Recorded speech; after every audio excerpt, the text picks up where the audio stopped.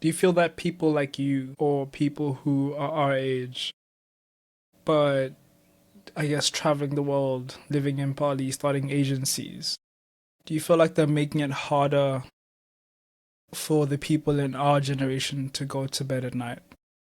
Because they see where they could be every single day when they scroll through their phones. They see what they could be doing and they constantly compare themselves. I think before it was a lot easier to not be happy with the position that you're in because you couldn't see yourself compared to where you wanted to be. You couldn't see yourself as a failure because the success was so far away. I think it's being brought closer to us and it's going to be continuing to bring closer to us. Do you think that's right? Do you think that's a good thing, or the fact that we're probably the first generation that's being explicitly exposed to external success so clearly?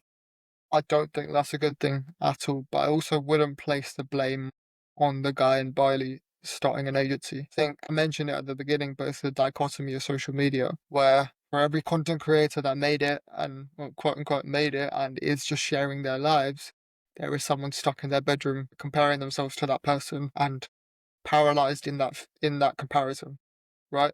And it's almost like, have you heard the story of Narcissus? No, no. Tell me about it. So it's an ancient Greek myth about a man named Narcissus, right? And he was obsessed with himself, hence where narcissism, being a narcissist came from.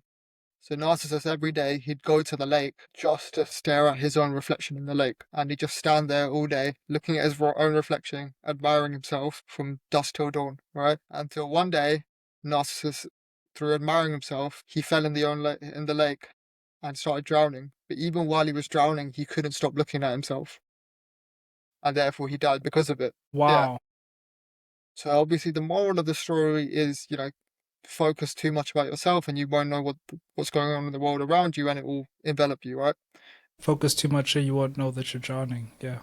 Yeah, exactly. And but I almost think there's almost like an external version of narcissist now on social media, where it's also like if you focus too much on what people are doing that might be your age, that might be from your circumstances and what they're doing with their life, if you focus too much on them, you will also drown yourself. So it's almost about having the agency to question whether it's really even worth it to watch these influencers.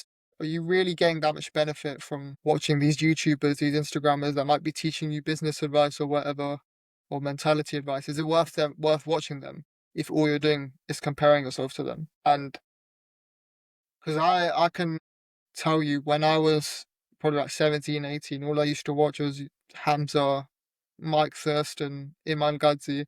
I'm sure we Yeah. came down the same pipeline Yeah. in terms of Yeah. that.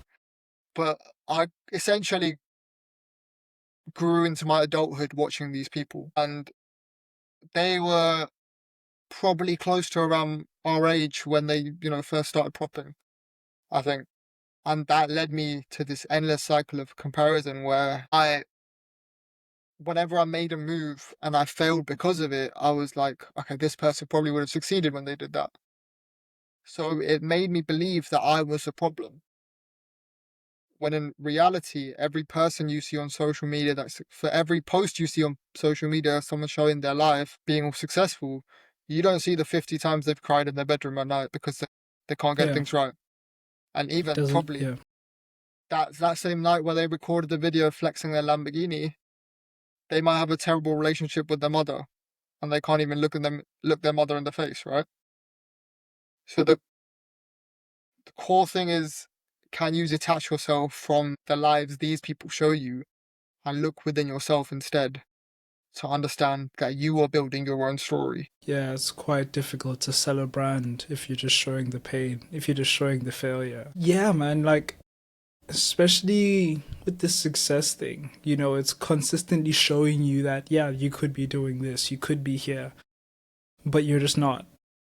And it's your fault. It's not my fault, it's your fault. Not to interrupt you, but they say it's your fault and then buy my course and I'll fix you.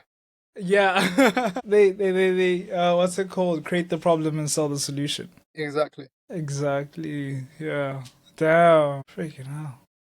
That's what that Yeah, trap wait. works. That's why Yeah. that business model works so much. Yeah. We're constantly selling problems that we create. Exactly.